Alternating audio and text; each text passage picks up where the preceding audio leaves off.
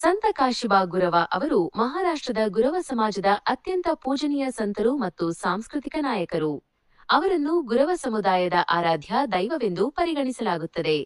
ಅವರ ಕುರಿತಾದ ಪ್ರಮುಖ ಮಾಹಿತಿ ಇಲ್ಲಿದೆ. 1. ಜೀವನ ಮತ್ತು ಹಿನ್ನೆಲೆ.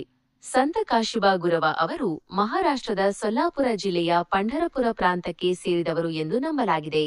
ಅವರು ಸರಿಸುಮಾರು 13ರಿಂದ 14ನೇ ಶತಮಾನದಲ್ಲಿ ಸಂತ ಜ್ಞಾನೇಶ್ವರ ಮತ್ತು ಸಂತ ತುಕಾರಾಮರ ಕಾಲಘಟ್ಟದಲ್ಲಿ ಜೀವಿಸಿದ್ದರು ಎಂದು ಹೇಳಲಾಗುತ್ತದೆ.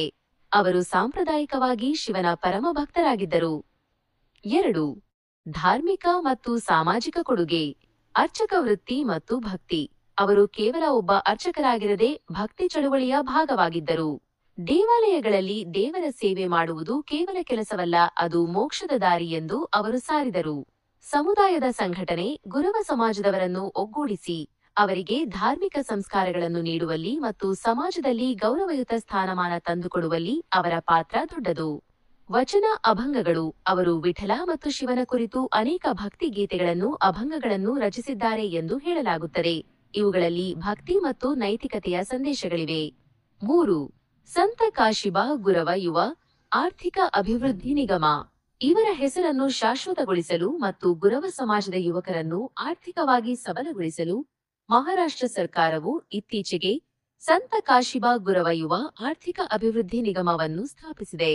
ಈ ನಿಗಮದ ಉದ್ದೇಶಗಳು: ಗುರವ ಸಮಾಜದ ವಿದ್ಯಾರ್ಥಿಗಳಿಗೆ ಉನ್ನತ ಶಿಕ್ಷಣಕ್ಕಾಗಿ ಸಾಲ ಸೌಲಭ್ಯ ಒದಗಿಸುವುದು, ಸಣ್ಣ ಕೈಗಾರಿಕೆ ಮತ್ತು ಸ್ವಯಂ ಉದ್ಯೋಗಕ್ಕಾಗಿ ಧನಸಹಾಯ ನೀಡುವುದು, ಸಮುದಾಯದ ನಿರುದ್ಯೋಗಿ ಯುವಕರಿಗೆ ಕೌಶಲ್ಯ ಅಭಿವೃದ್ಧಿ ತರಬೇತಿ ನೀಡುವುದು.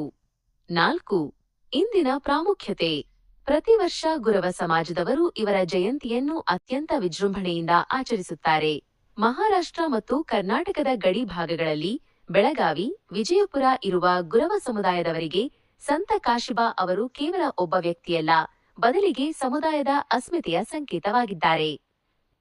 ಸಂತ ಕಾಶಿಬಾ ಗುರವ ಅವರ ಇತಿಹಾಸ ಅಥವಾ ಈ ಅಭಿವೃದ್ಧಿ ನಿಗಮದ ಅಡಿಯಲ್ಲಿ ಸಿಗುವ ಸೌಲಭ್ಯಗಳನ್ನು ಹೇಗೆ ಪಡೆಯಬೇಕು ಎಂಬ ಬಗ್ಗೆ ನಿಮಗೆ ಹೆಚ್ಚಿನ ಮಾಹಿತಿ ಬೇಕಿದ್ದರೆ ಕೇಳಬಹುದು.